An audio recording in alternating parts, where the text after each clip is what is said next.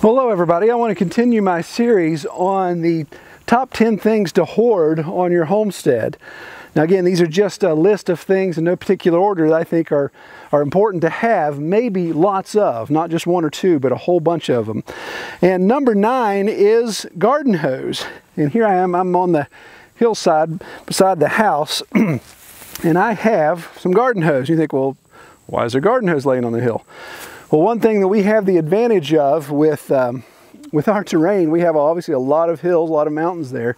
We have the benefit of gravity in that situation. So if I've got water on the hill, I can get it down here to the barn, to the pigs, to the chickens. I can get it down here and obviously have a lot of pressure if I'm moving it down.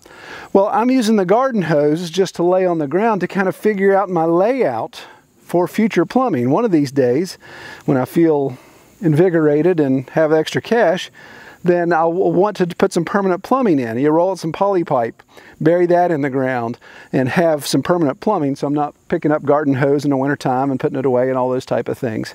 So it's handy to have now to move water back and forth. I think I probably have 600 feet of garden hose, so multiple lengths, multiple types, and again, there's super cheap garden hose, there's really nice expensive garden hose, there's stuff that's expensive that's still cheap because it doesn't last very long.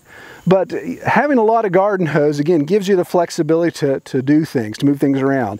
I've used all 600 feet of the garden hose one time when I got a fire that got out of control. So I was able to take water from the house all the way over to this spot in the pasture where a fire was getting out of control and extinguish that fire before it became a real problem.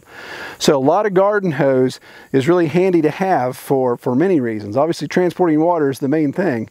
But like I said, I use it to lay out to where I want to have permanent plumbing at some time. So can you get good deals on garden hose? Well, in my experience with garden hose, you get what you pay for. So if you go to some of these discount places and get their industrial garden hose, it's still junk. But the thing I do is just kind of look, again, estate sales, yard sales. My wife likes to go estate selling all the time, so I give her a little list of things to look out for.